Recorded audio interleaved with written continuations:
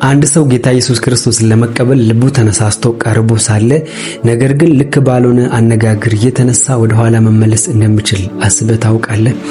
ዛሬ ሰዎችን ወደ ክርስቶስ ለማምራት የሚረዱ በጣም ኃይለኛ የወንጌል ስርጭት ምስጢሮችን ወይ ደግሞ ቲፖችን ልሰጥ መጥቻለሁ። ጎስፕል አውትሪች ቲፕስ በሚለው ያዝልን። በአምስተኛ ደረጃ ላይ ያለው ደግሞ በጣም ወንጌል ስርጭት የሚወጡ ሰዎች የሚሳሳቱትን ትልቅ ስህተት ነው። ይሄን ቪዲዮ ካየ በኋላ ያን ስህተት አንተ አትደግሙምና እስከ መጨረሻ እንድትከታተለኝ እጋብዛለሁ። እንቀጥል። እንግዲህ አሁን የምናየው ወንጌል ስርጭት ከመውጣታችን በፊት ማድረግ ያለብንና ወንጌል ስርጭት ደግሞ ወተን ሳለን ሞመንቱ ላይ ማድረግ ያለብን በጣም አስፈላጊ ነገሮች ናቸው። ከነሱ መካከል የመጀመሪያው ሰውየውን እንጂ ክርክሩን አለመፈለግ። የወንጌል ስርጭት የክርክር ውድድር አይደለም። ኢየሱስ ይወዳል። አባት ስለሆንክ አትድንም። ያለ ኢየሱስ መዳን የለም። ያንተ ዓላማ መሆን ያለበት ሰውየው ክርስቶስን እንዲያይ መርዳት ነው እንጂ የኔ ሐሳብ ልክ ነው እኔ ትክክል ነኝ የሚለውን ሐሳብን ማንጸባረቅ መሆን የለበትም ማለት ነው። በዚህ ውስጥ አንድ ማወቅ ያለብን አንዳንድ ሰዎች የሚከራከሩት ስለ መጽሐፍ ቅዱስ ላይሆን ይችላል።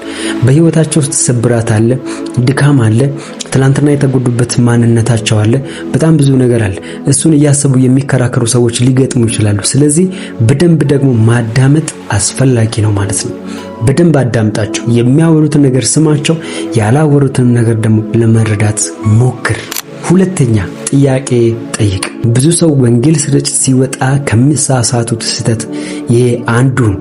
በጣም ብዙ ያወራሉ፣ ግን አንድም ጥያቄ ሳይጠይቁ ወደ ነገሩ ይገባሉ ወይ ደግሞ ይመለሳሉ። አንተ ግን እንደዛ ማድረግ የለብህም። ጥያቄ ጠይቀው። ለምሳሌ በእግዚአብሔር ታምናለህ? ስለ ክርስቶስ ምን ታስባለህ? መልሳቸው ወደሚቀጥለው ንግግር ስለሚመራ ጠይቃቸው። በደንብ ደግሞ ስማቸው። በነገራችን ላይ ሰዎች የሚያምኑት ብዙ ስላወራ ሳይሆን አድማጭ መሆንህን ይመለከታሉ ማለት ነው። ስለዚህ በደንብ ጠይቅ። ከዛ በኋላ ደግሞ ስማቸው፣ ጊዜ ስጣቸው እንዲያወሩ ማለት ነው። ሶስተኛ ወንጌልን ቀለል ማድረግ። ይሄ በጣም አስፈላጊ ነው። ወንጌል ጥልቅ ነው፣ ነገር ግን ለሰዎች ስናስረዳ ውስብስብ በሆነ መንገድ መሆን የለበትም። አጭርና ቀላል የሆነ መዋቅር ልስጥ። ፍጥረት፣ ውድቀት፣ መዳንና ምላሽ። እግዚአብሔር መጀመሪያ ሰውን የፈጠረው ለግንኙነት ነው። ነገር ግን ኃጢአት መጣና ሰውንና እግዚአብሔርን ለያያቸው።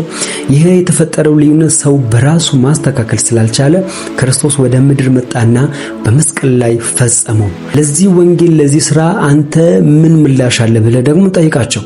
አየህ፣ ስትጠይቃቸው ይመልሱልሃል። ከዛ አሁንም ለማውራት መንገድ ይሆናል ማለት ነው። ስለዚህ ወንጌልን ውስብስብ አለማድረግ፣ ክርስቶስን ግልጽ አድርጎ ለነሱ ማቅረብ፣ ይሄ በጣም አስፈላጊ ነው። አራተኛ ደረጃ ላይ ያለው ምስክርነትን መስጠት አለብህ።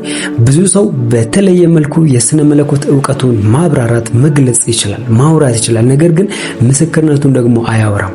አንተ ግን እንደዛ ሳይሆን ሁለቱንም ተጠቅም። በተለይ ምስክርነትን ከክርስቶስ በፊት የነበረኝ ህይወት እንደዚህ ነው፣ ክርስቶስ ወደ ህይወቴ ከመጣ በኋላ ደግሞ ህይወቴ እንደዚህ ሆነ የሚለውን ምስክርነትን መስጠት አለብህ ማለት ነው። እዚህ ላይ መጠቀቅ ያለብህ ደግሞ አንድ ጥንቃቄ አለ። የምስክርነት የታሪኩ ዋና ጀግና አንተ ሳትሆን ክርስቶስ ነው ግን መሆን ያለበት።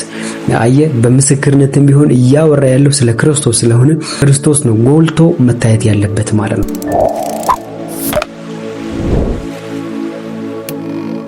እንቀጥል። በአምስተኛ ደረጃ ላይ ይህንን በጣም ብዙ ሰው እንዲሰማኝ ይፈልጋል። ጫና አለማድረግ፣ ሰዎችን አለማስገደድ። የሰዎችን ልብ አንተ ማስገደድ አትችልም። አንተ ማብራራት ትችላለህ፣ መመስከር ትችላለህ፣ መጋበዝ ትችላለህ፣ መጸለይ ትችላለህ። ከዛ ውጭ ግን የሰዎችን ልብ የሚነካው መንፈስ ቅዱስ ነው ማለት ነው። ስለዚህ ጫና አታርግ፣ አትሳደባቸው፣ አታሳፍራቸው፣ አታዋርዳቸው፣ አታስፈራራቸው። ያንተ ድርሻ አለ፣ የመንፈስ ቅዱስ ድርሻ አለ። አንተ ታወራለህ፣ መንፈስ ቅዱስ ደግሞ ልብ ውስጥ ይገባል። አየህ፣ ከዛ ውጪ ግን የምትናገረው በትህትና መሆን አለበት፣ በፍቅር መሆን አለበት፣ በእውነት መሆን አለበት ማለት ነው። በስድስተኛ ደረጃ ላይ ያለው አስደናቂ ነገር ነው። ወደ ቀጣይ እርምጃ የሚያራምድ አንድ መንገድ መዘርጋት መቻል አለብህ።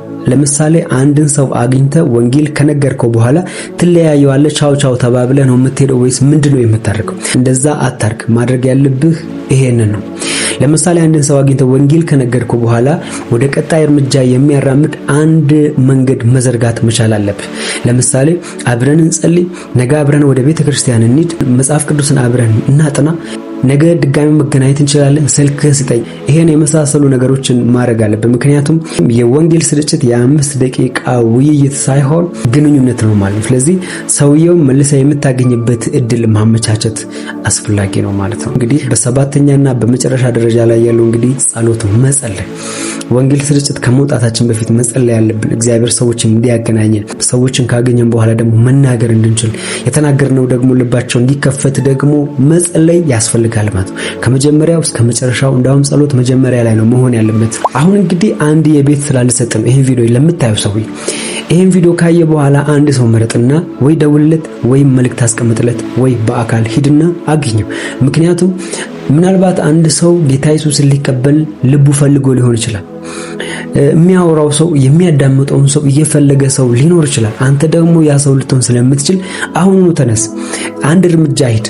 ምክንያቱም አንድ ነፍስ በእግዚአብሔር ዓለም ውስጥ በጣም ትልቅ ዋጋ ስላላት። ይሄ ቪዲዮ ጠቅሟችሁ ከሆነ ላይክ አድርጉ፣ ለጓደኞቻችሁ ሼር እንድታደርጉ በጌታ ፍቅር ጠይቃችኋለሁ። በደንብ ጠቅሞኛል ካላችሁ ደግሞ በኮሜንት አሳውቁኝ። በሌላ ቪዲዮ እንገናኛለን። ባይ ባይ።